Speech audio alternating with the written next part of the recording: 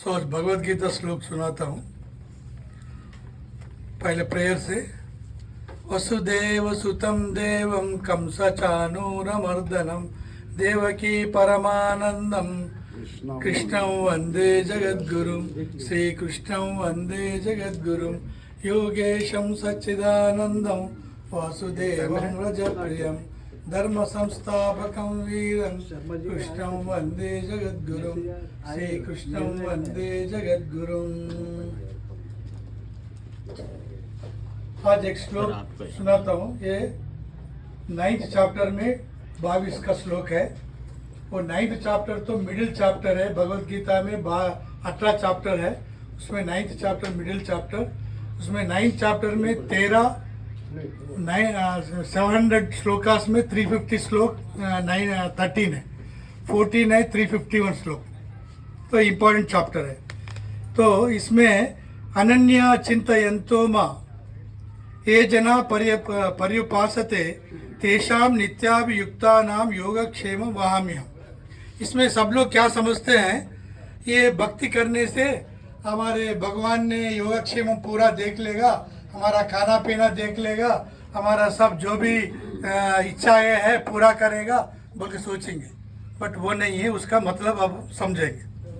अनन्या चिंतयन्तोम बोले तो हमेशा किसी का ऊपर दृष्टि नहीं जाना चाहिए, खाली भगवान के नाम को जपते रहना चाहिए। कभी आप जप करते समय मन तो इतना चंचल है, इधर उधर जाता रहे तो उसको फिर सेंटर में लाना है, लाके भगवान को ये करना है। वो साधना से होता है। ऐसा आप हम बोल दिए आप कर दिए वैसा नहीं होता।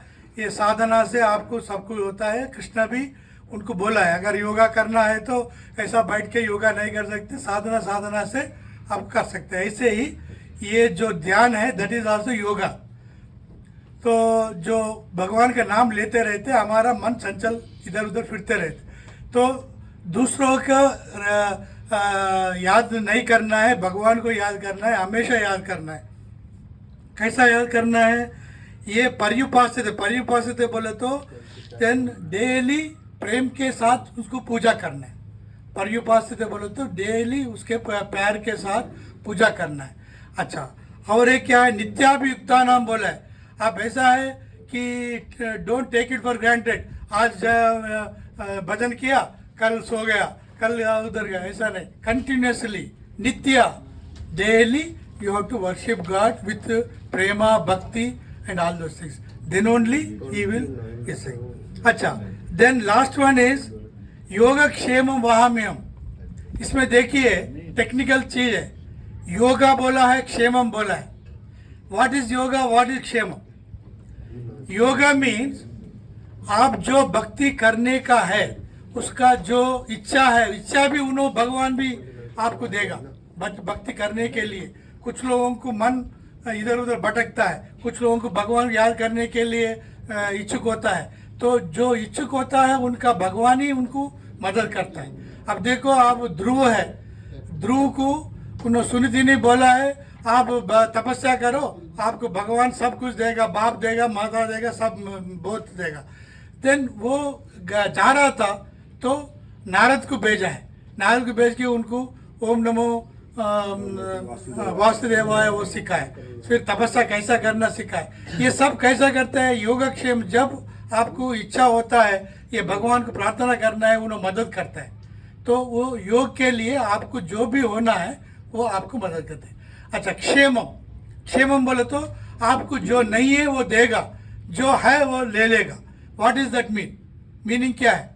आप जो नहीं है देगा बोले तो सपोज माता जी को डायमंड नेकलेस होना है तो देगा, नहीं तो अग्रवाल जी को टेस्ला कार होना है देगा? वो नहीं देगा। जो आपको भक्ति में जो जरूरत है, भक्ति करने में जो कमियां हैं आपको, उसके लिए उन्होंने सब कुछ आपको देगा। देन क्या लेगा बोले तो जो आपको जरूरत नहीं है भक्ति करने के लिए, जो ज्यादा है, जो संकट में डाल रहे, वो रहने से आपको भक्ति करने के लिए संकट में डाल रहे, तो वो वैसे चीज हमको उन्होंने देगा।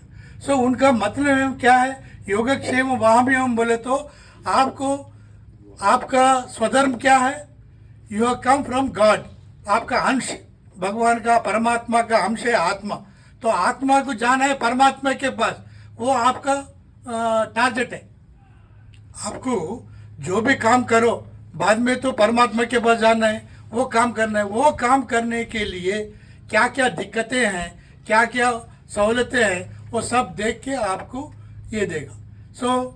ये जो भी आपको लेने का है, सपोज कुछ लोग बोलते हैं साहब मैं इतना धन कमा रहा हूँ, इतना ये कमा रहा हूँ, तो उन लोग क्या बोलते हैं, अपने प्रवचन देने वाले प्रभु क्या बोलते हैं, आप धन कमाओ, सब कुछ कमाओ, बट वो धन किसके लिए यूज कर रहे हैं? आपका जो सेंसेस ग्रेटिफिकेशन के लिए आप यूज कर रहे हैं तो वो गलत है।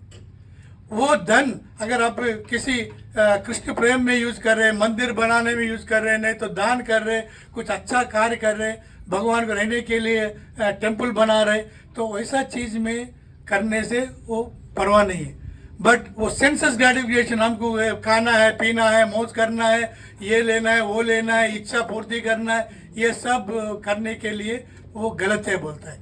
इसलिए जो भी आपको जरूरत है वो देगा, वो जो भी जरूरत नहीं है वो ले लेगा। So this is the important meaning of this श्लोक।